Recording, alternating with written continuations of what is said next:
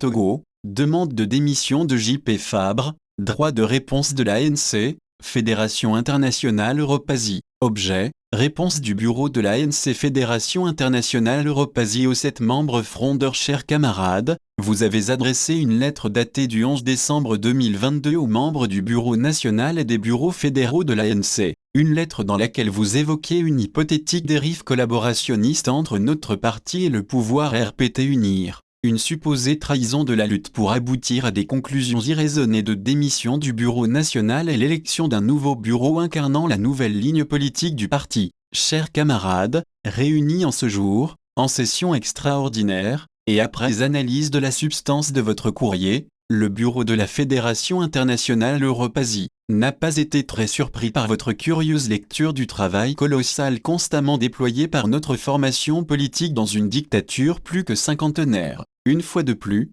dans cette sortie mal pensée et mal ficelée, vous alignez des montages grossiers, des mensonges, des diffamations, des arguties sordides pour tenter de discréditer notre parti, nuire à son image et à celle de l'opposition et ensevelir la lutte héroïque de libération du peuple togolais. Sur la base d'une déclaration insidieuse de Gilbert Bawara, concernant ses prétendues relations avec feu vice-président Patrick Laosson, vous insinuez que des décisions stratégiques importantes auraient été prises par des amis de ceux-là même que nous étions censés combattre, et que le sommet du principal parti d'opposition était compromis dans des amitiés coupables avec le régime, et vous concluez hâtivement et fallacieusement à la collaboration de l'ANC avec le RPT UNIR. D'abord, une collaboration n'est possible qu'entre institutions. Or, il n'y a jamais eu un accord de collaboration entre l'ANC et le RPT UNIR. Vous savez comme tous les Togolais que notre formation politique l'ANC est née de la scission de l'UFC au lendemain de l'accord RPT UNIR.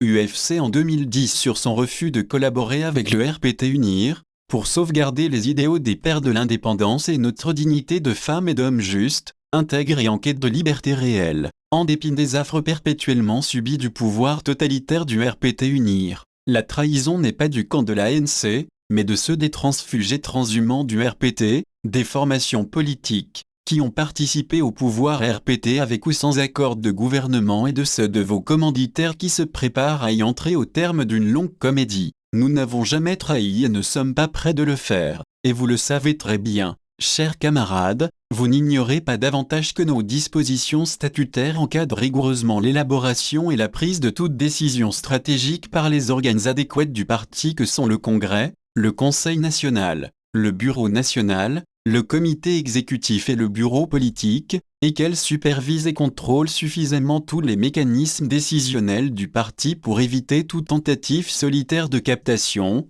de confiscation, de direction du parti ANC et de son assujettissement à des intérêts extérieurs. Notre parti n'est donc ni corruptible, ni manipulable même par le diable, et le pouvoir RPT UNIR le sait mieux que tous les Togolais. C'est ce qui le désarçonne le plus et le pousse à accentuer la violence à notre égard et à multiplier de stratagèmes pour tenter de nous affaiblir. Dans cette opération de déstabilisation, les transfuges du RPT et vos commanditaires ne sont pas en reste. Chers camarades, vous avez donc, sur la base d'allégations mensongères issues de soupçons infondés de trahison sur un des principaux responsables du parti, demandé la démission de tout le bureau national. Vous avez, il y a un an, fait la même demande avec des arguties sur l'âge des principaux dirigeants de notre formation politique sans aucune proposition alternative sur des sujets d'intérêt stratégique. Le bureau national, dont vous réclamez la démission, est une émanation du Congrès, et aucun groupuscule,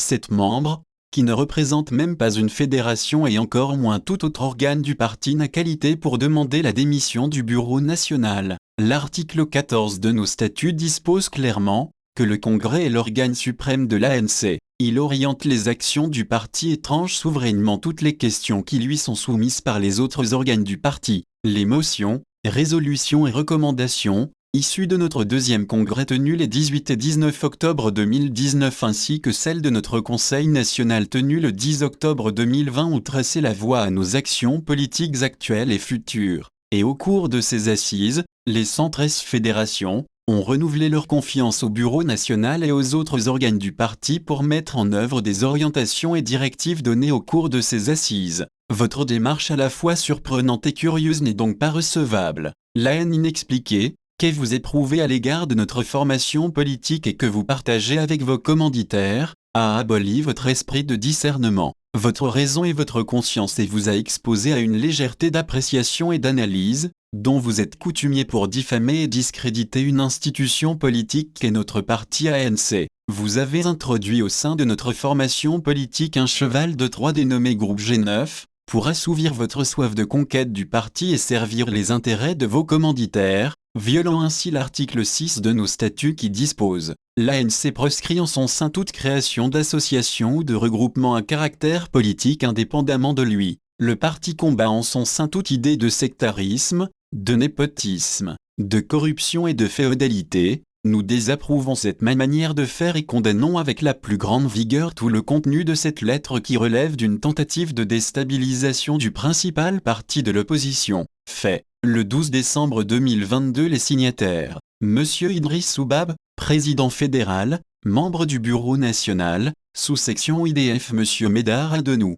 premier vice-président fédéral, section UK Monsieur Robert Fabre, 2e vice-président fédéral, sous-section HDF Monsieur Déo Clevy, secrétaire fédéral, section Allemagne Monsieur Casimir Possou, 1 secrétaire fédéral adjoint, sous-section HDF Monsieur Albert Mawele Kokossou, 2e secrétaire fédéral adjoint, section Suisse Monsieur Jacques Tigaud, trésorier fédéral, section UK Monsieur Willy Loga, trésorier fédéral adjoint, section Allemagne Monsieur Elom Djagba, conseiller du bureau fédéral, section Suisse. Monsieur Justin Adama-Wuzan, membre du bureau national, conseiller du bureau fédéral, sous-section IDF Monsieur Marius Kohler, conseiller du bureau fédéral, section Benelux.